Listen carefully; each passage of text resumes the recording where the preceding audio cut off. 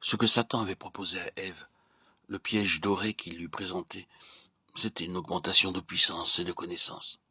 Vous serez comme des dieux, Genèse 3:5. Et c'était bien là ce que se proposait aussi l'Éternel pour l'homme qu'il venait de créer. Il semble effectivement qu'il y a dans le mot de Genèse 1:26, traduit par ressemblance, la pensée de devenir comme. Il implique le devenir. Ce qui indique chez le premier couple créé à l'image de Dieu de merveilleuses, d'extraordinaires potentialités appelées à se développer par un processus aboutissant en dernière analyse à la ressemblance de la créature avec son créateur, pour la puissance et le gouvernement de toutes choses. Et qu'il est douloureux, qu'il est tragique de penser que Dieu, qui seul pouvait développer harmonieusement l'usage des forces latentes déposées en l'homme, fut rejeté. Celle-ci, du même coup, devenait accessible à l'ennemi, tombée en la puissance de l'adversaire. Nous ne pouvons suivre à travers les siècles tous les développements de cet aspect particulier de la chute. Les Écritures y font de fréquentes allusions.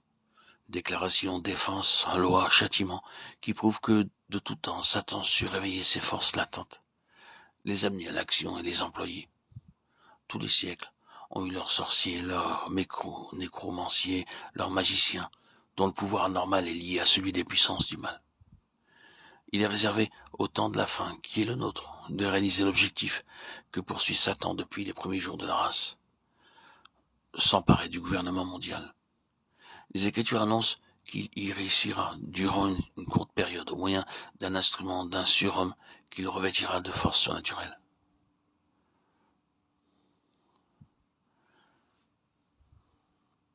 Si nous pouvions résumer la crise actuelle comme une lutte des forces de l'âme qui se rassemblent pour l'assaut définitif contre celle de l'esprit. Car ce sont bien les facultés, les forces de l'âme sans Dieu qui agissent sur le monde, sur l'entendement humain, pour préparer les hommes à accepter la domination de l'Antichrist.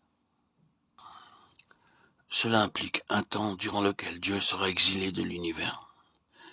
Les potentialités déposées en l'homme par le Créateur et dont le développement devait amener la ressemblance avec Dieu dans ses fonctions de gouverneur et de dominateur, qui se développent dans une toute autre direction sous l'influence satanique, de sorte que l'homme, dans sa condition déchue, s'imaginera être comme Dieu.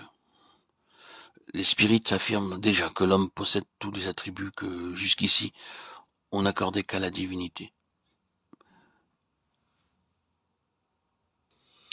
Certains ont écrit que l'apostasie s'accomplirait au moyen de la créature déchue, prétendant avoir ce qui n'appartient qu'à l'enfant de Dieu, à celui qui a été fait participant de la nature divine. Cela jette une vive lumière sur notre époque. Avec quelle rapidité l'apostasie de la foi n'a-t-elle pas gagné les conducteurs les plus en vue de l'Église professante? Elle résulte de cette activité psychique mauvaise qui se développe à l'instigation insoupçonnée de l'ennemi. Le grand thème du jour, c'est la psychologie. On découvre dans ce domaine des forces psychiques jusqu'ici ignorées. Et la pensée de l'homme est à ce point absorbée qu'il est positivement conduit ça et là par divers courants de doctrine et sûrement attiré par l'erreur. Éphésiens 4:14.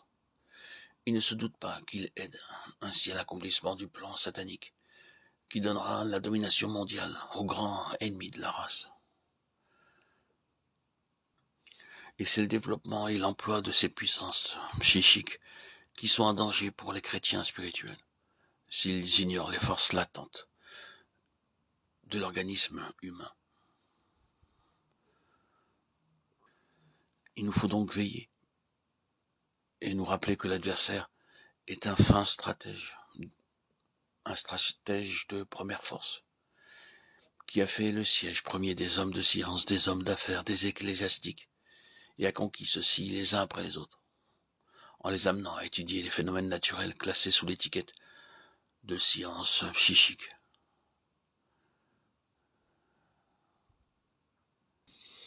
Si nous y sommes vigilants et au moyen de l'Esprit Saint auquel nous pouvons faire appel, nous pourrons alors avec une grande facilité que voir nous être révélé par le discernement que l'Esprit Saint nous donne d'entendre les contrefaçons psychiques de la vie divine dans l'esprit de l'homme.